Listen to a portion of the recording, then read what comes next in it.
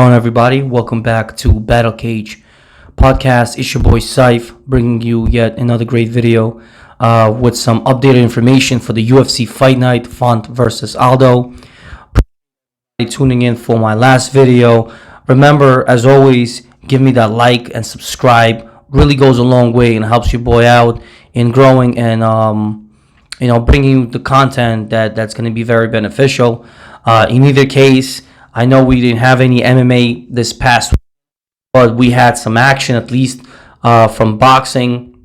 George Kambosos, again, had a video out with that.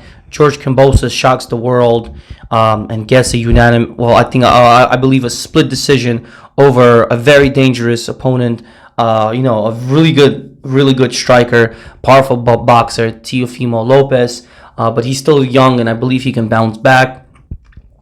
In either case, had some action over there. My video said go to distance, and that was one of my big plays, and we hit that as well. Also coming off a very good Sunday, so had some action over there. Let me just quickly show you guys.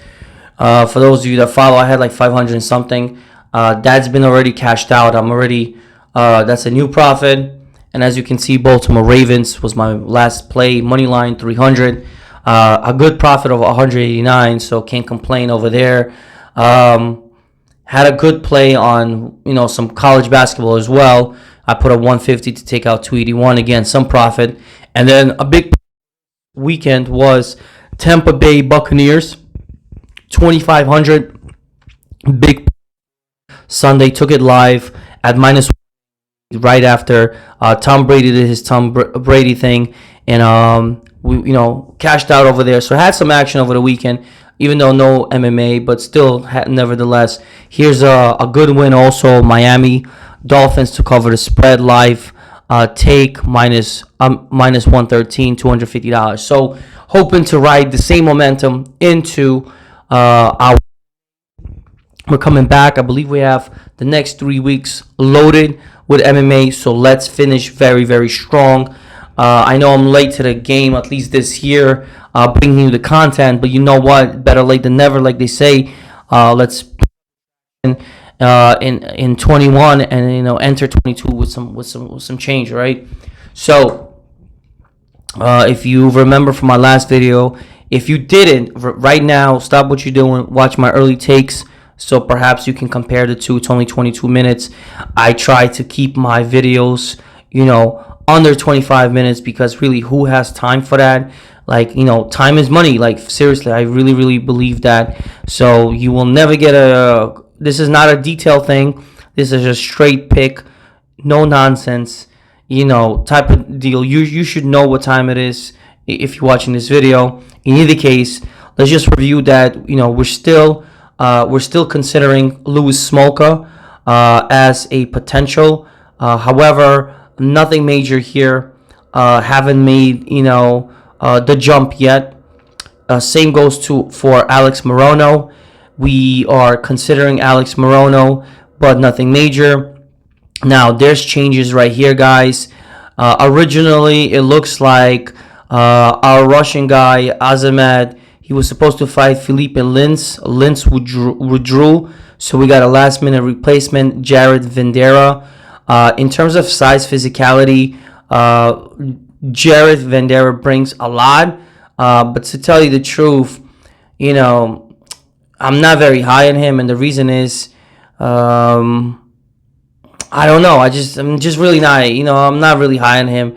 Now I know his competition was, Sergey Spivak, who's a formidable opponent, and then he has a win against Justin Tafa, and then he got absolutely manhandled by Alexander Romanov, who we should be really high on. I think that's another great prospect. He's 14-0 at this position. So yeah, we got this Russian guy taking on him. If you look at physicality, 6'4", 5'10". 80 to 71. That is very significant. I will have to tell you that. And at the end of the day, he is a big dude. So we have to kind of be careful here if we're going to back the Russian guy. According to the lines, the Russian dude is, I think he retained his position at like minus 200 something. But that's because it might be a trap, in my opinion. And let me explain. Because the hype is that, last minute replacement, whatever. But the physicality, at the end of the day, this is a big ass dude, right? I mean, just look at this guy, 265 pounds, heavyweight. Azamat, who was originally supposed to fight at light heavyweight, is now moving on to heavyweight. So be careful here. I'm no longer confident with the Russian guy here. I will be taking a Russian guy in a small parlay. He may be like a 3 or 4 leg parlay, maybe even 5 for the added boost. But I will be as well looking to make a parlay with Jared Vendera. And that's because I just simply cannot ignore the fact that he is the natural heavyweight at 265, 6'4" and 80, reach to 79. So the physicality alone is enough for me to be high on this guy, and he is doing his thing. Okay, so that's the update from the last video. Moving down the line, we remember what we said. We are gonna skip. Okay, this fight is skipped. Okay, we're gonna skip this because I don't have time for it. Do you? I mean, if you do, if you're very passionate about this fight, then by all means, go into it. I'm not very passionate. The lines are very close. It's a pick'em fight, so I choose to stay off of it for now. And maybe if I have an update by Friday after the weigh-ins, I'll definitely throw you guys in on it. But I'm just not there. Now, after rewatching some tape, I do like Alonzo Mainfield. However, I'll reserve my play on Alonzo Mainfield up until Friday because let me see the line on this. Alonzo Mainfield is -158. William Knight is -128. So again, I think I have some time to reserve, even if I want to play Alonzo straight or a parlay, like a 2-leg parlay. I'll reserve it until Friday. So still leaning Alonzo, but yeah, continuing. I think I'm gonna stay with Cheyenne here. So we're gonna put a check mark over here. I will put a mark over here because this is a new fight. I will hedge Alex Morono, but I will tell you this right now. This is a very mediocre level of confidence. I'm 50% here because I don't know. I have this funny feeling in my stomach. Maybe Mickey Gall is gonna just pull out a trick, maybe a submission, to be honest, and stop Alex Morono. Because again, if you look at the physicality over here, I'm sorry, guys. Hold on a second. If you look at the physicality, 6'2", it's 5'11", 74. So there's some minor advantages for the underdog. Now I know he's relatively new, and I do know that he hasn't fought like the best of competition. However, I do know that trading it from Gracie, New Jersey, he's a very experienced submission artist. And to tell you the truth, who knows? He might pull out a trick. Now, I'm not gonna say Alex Morono doesn't have what it takes. He's a very, very tough, in your face kind of guy, and I have nothing but respect for him. But again, I'm not really confident over there as well. But with Cheyenne, I am. So we're gonna put a check mark over here, and I'm gonna keep that play. Hopefully she does win. I hope she retain her aggressiveness, and I hope this whole business. This whole Vlismas. Not sure if she. Like I said, I still don't know. Maybe you guys know. Did she officially divorce her husband, or what's going on over there? I hope that was not a distraction. I really don't know. I don't want to speculate. But Cheyenne, she's a tough girl, and she's only on the come up. I believe she's very marketable, and I think it's in the best interest of UFC to give her an opponent that she can handle, and I think she can handle Mallory Martin. I'm just not impressed with Mallory Martin. Nothing against the girl, but just not. Now the next fight, Zaglos Zumagulov versus Manel Cap. Still edging Manel Cap even from the earlier lean. I told you that I believe he might have the striking advantage here. However, Zaglas Zumagulov, and their team, they should be cognizant of that. And I think the game for them would be to take Manel Cap down, to really grind out a dirty, hard-fought decision. Stop this dangerous striker, because I think Manel Cap is really good. If he's standing up and he's striking with you.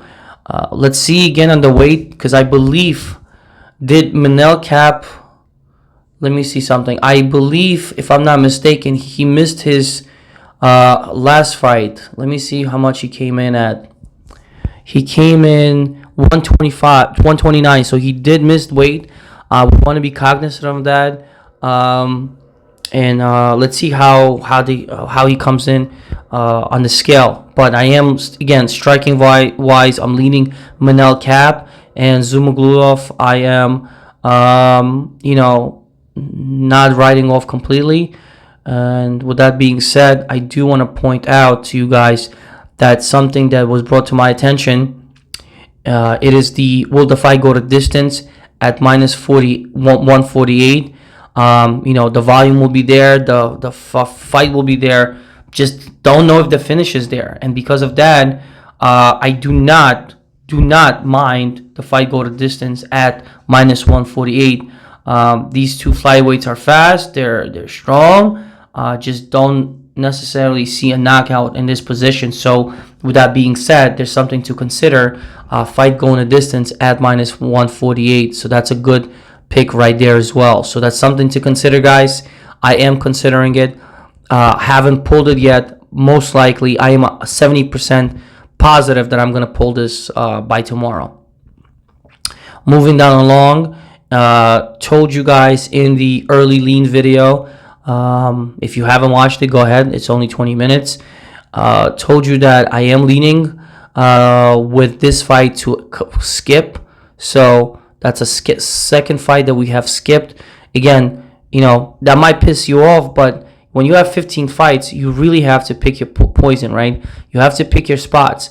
And it's one of those spots that I'm going to skip, and I'm going to, once I put a wager on the fight number 7 with Manel Cap and Zumagulov, afterwards, I'm going to take a break. I'm going to go outside, relax, maybe, grab a cold one, eat something, just relax, you know what I'm saying? So you need to have one of these break fights. So I'm going to consider that as my break. So yeah, officially skipping that altogether.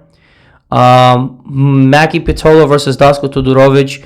One of my new subscribers, shout out to him, pointed out that Dasko Todorovic is very hittable, and he's not sure about picking him. And you know what? A very good point. I am aware that he's very hittable, and when you're taking on someone that's very, very dangerous, Maki Pitolo, who has his back against the ropes here. Remember, Maki Pitolo is on a 3-fight losing streak, and I would not be surprised if he comes here with guns blazing, and just put on a show against Dasko Todorovic. But I believe in Dasko Todorovic. I still think he is. He has more to offer here. He's very young. What is he? 27 years old. I think he has more to offer in the UFC. He brings a good physicality at the 185 middleweight division. 6'1" frame, 74 reach here. Again, the physicality is going toward Dasko. I think he's a hard worker. Now, I know he's coming off 2 losses, but they were close, right? The last fight against Gregory Rodriguez was close. I think he did enough. He put up a good show, but he definitely did not put up a good show against Ali Soriano. He got clipped badly, in round 1 in the beginning of the year. So definitely not a good look. He looked very impressive again, Daquan Townsend, but that was supposed to happen. So that's nothing out of ordinary. So I think he learned from it. He's a very cerebral individual, if you listen to him speak. So he's gonna come here, expecting a really good fight and a hard fight. And I see Dasko Todorovic. So I'm still gonna keep my position with him, and I'm gonna put a check mark over here, circle Dasko, and the money line is still pretty good for me. I'm not gonna be discouraged by the past. I'm gonna look into the future with Dusko here. Okay, so that's Dusko. Now the next fight, Brian Barberina and Darian Weeks. That's a new fight. So at this point, you know what I'm gonna tell you. It is it's a question mark. Okay, it's a question mark. So I'll put a question mark here, and I really don't know who Darian Weeks is. I'm not gonna sit here and tell you that I know what this fight is about if I really don't. So let's reserve this fight. It's a new fight. I don't even see a line on it as of yet. So we have some time. Let's relax. Let's take a chill pill here. Let's not get nervous or whatever. It's probably a position that we can take advantage of. But I will have more information Friday post weigh-ins. So let's reserve that over there. So for now, we're gonna put a question mark and move forward. Now our next fight is Brendan Allen versus Chris Curtis. Nothing has changed. In fact, the line movement is going toward Brendan Allen. I believe Brendan Allen could stop Chris Curtis. Is very, very tough opponent for Brendan Allen. I just athletically speaking, Brendan Allen is probably more athletically. Now Chris Curtis is more dangerous. We've seen how his one out, so that's going to be there. So remember what I told you. This is one of those fights that I will be backing Brendan Allen, but I will be hedging a sufficient amount on Chris to break even at least, okay, or minimize my losses there. So just because we've seen what he can do, and the bad taste of him just knocking out what's his name, the Megatron, Phil Hawes. It was just very, very dirty, right? Killed like 4 parlays. So we can't be automatic with this guy anymore. We can't be fading him too much. We got to give him some respect. Moving down the line, again, just like my previous video said, we're going to put a check mark over here. We're going to put a check mark over here. We're going to keep our check mark over here. We're going to go with Jimmy Crute. I believe his well-rounded game is just a little bit more than Jamal Hill. It's just a little bit more sound. It's a little bit more tuned. Remember that last loss to Anthony Smith, it was his leg just getting, it's shut down. So a technical loss. Didn't get really stopped by Anthony Smith. You could say that Anthony Smith got lucky. But again, I don't disrespect Anthony Smith. You see what the Lionheart can do. For Jamal Hill, I believe in his last fight, he underestimated how underdeveloped he is in the submission world, and he paid the. He came in a little bit cocky for my taste. Like, this is someone that I was really, really watching closely, following him on Instagram, but his attitude was very disgusting, and that kind of threw me off. Now, it's not always a good indicator that the guy will lose, but he got humbled real quick. He got, Paul Craig brought him back to reality. Like, yo, homie, there's levels to this. And, even though he packs the physicality, he's 6'4", huge guy for the division, packs power. I mean, this guy can really bang and slang. He can really take your head off if he wants to. And he has what it takes to, keep his composure if he gets taken down. He has been taken down before. Just don't know when he's facing Jimmy Crute, who is, like a well-rounded fighter, who has the takedown, who has the control, who has the submission, who has the power. Again, I wish Jamal Hill the best of luck. Just, it's a tough fight for him, and I'm going to back the experienced, more well-rounded fighter, Jimmy Crute, because that's just naturally how I feel, all right? And I'm still sticking with it. All right, moving down along, we're 20 minutes in almost, so let's wrap this up. Nothing has changed on my lean against Leonardo Santos. He is an official play of mine, early lean. I was very, very confident with this guy. Just something told me physicality-wise. He's very tough. Against Grant Dawson, he was actually winning the fight. Look at the fight. You know what I'm saying? Look at the fight. He got knocked out in literally the last seconds, the last couple of seconds, hammer fist to the face because of a mistake. But he will be the bigger guy, 6'6", 6 foot to 5'7", 75 to 70.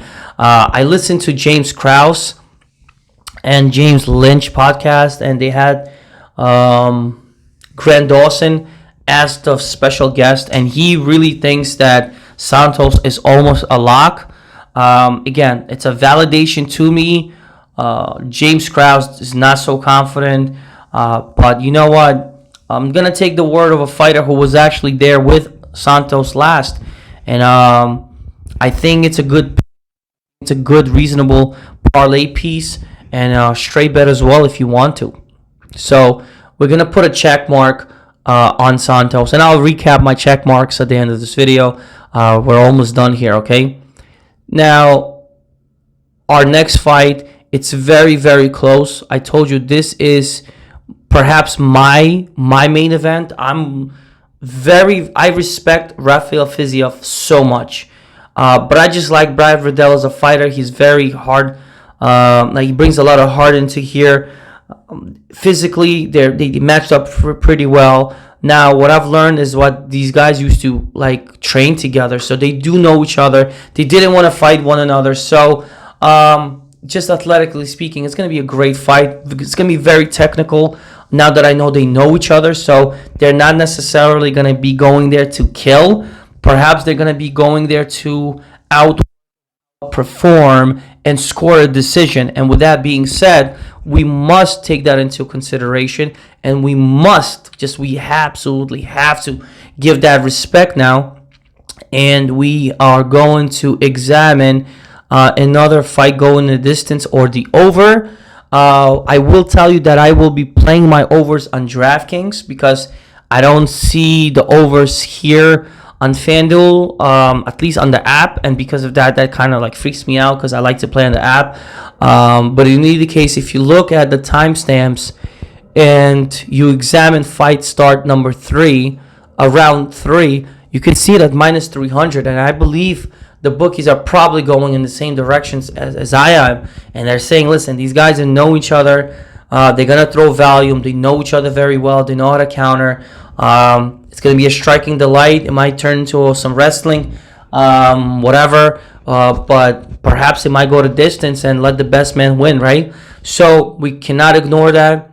I will pull the DraftKings for you, so just to, for demonstration purposes.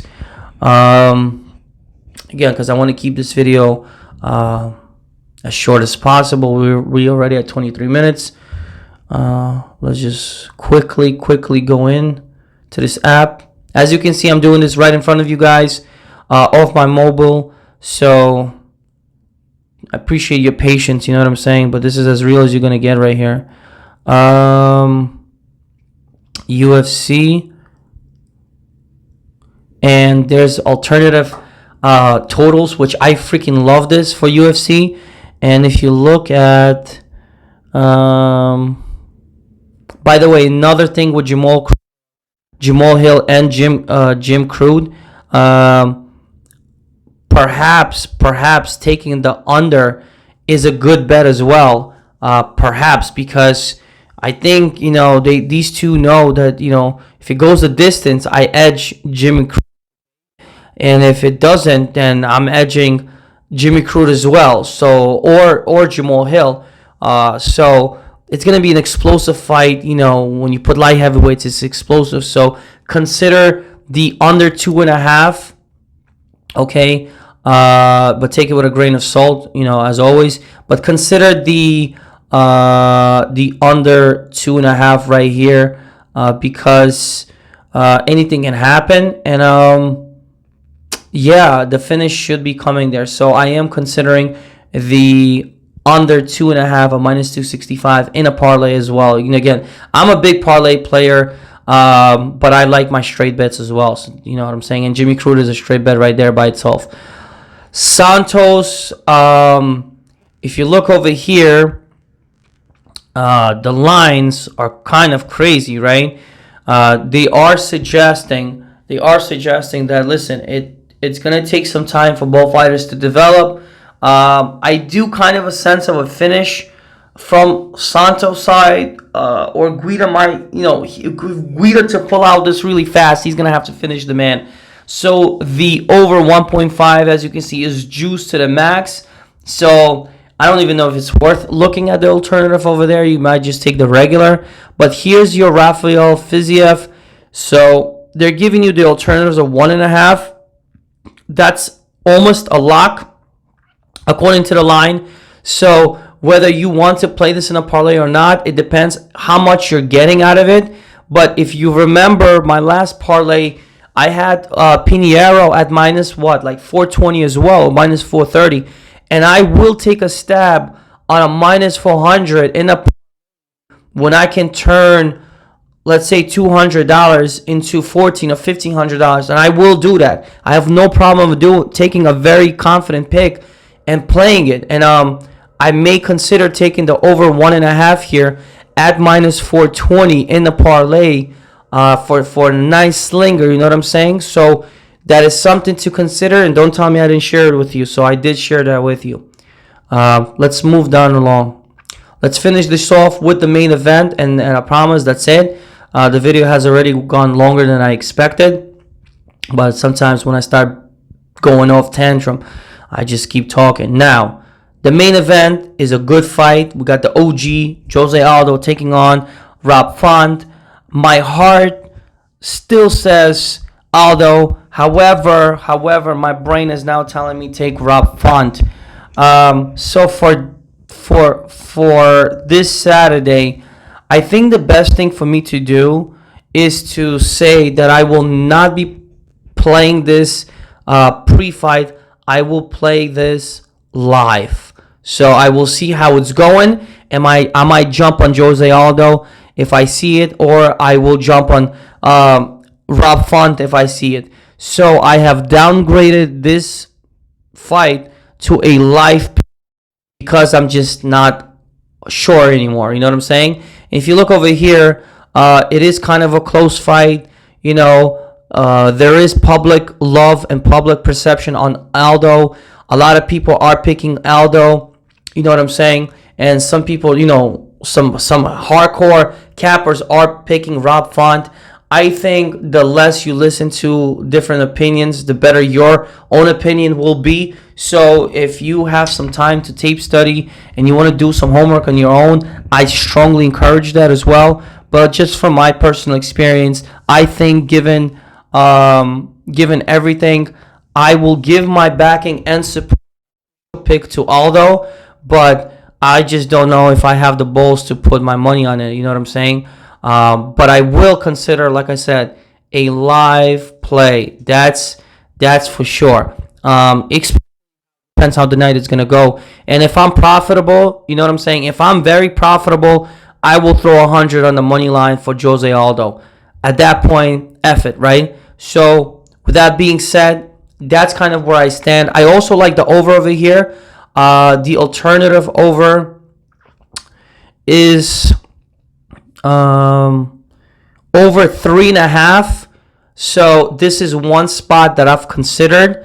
The alternative over at 3.5, and to be more safe, the alternative over at 2.5 at minus 300 is very appealing to me. You know, these two dudes are gonna come in there. They're gonna bang. Jose Aldo brings a lot of power early. Again, I do lean that if someone's getting knocked out, maybe it's gonna be Rob Font taking out Jose Aldo. So consider that as well. I just hope he doesn't get knocked out in less than 2.5 rounds, and I can survive a minus 300 pick. That's kind of where I am. Okay, guys. So that's my video for today. I appreciate you all sticking it out this much. I apologize, you know, got up to the 30-minute mark, but it is what it is. Sometimes I gotta tell you guys the full story. Remember, as always, give me that like, give me that sub, show your boys some love. Comment down below. I really enjoyed the engagement that I received on my last video. Let's keep it moving, guys. That helps me a lot, helps with the algorithm as always. And studio update, I should be in my studio back, you know, with the light and a better microphone, and, you know, show my face to you guys hopefully by the next card, December 11th. almost done with with what I needed to do. So with that being said, stay safe, stay blessed, and you know what time it is. Let's make that money. I'm out.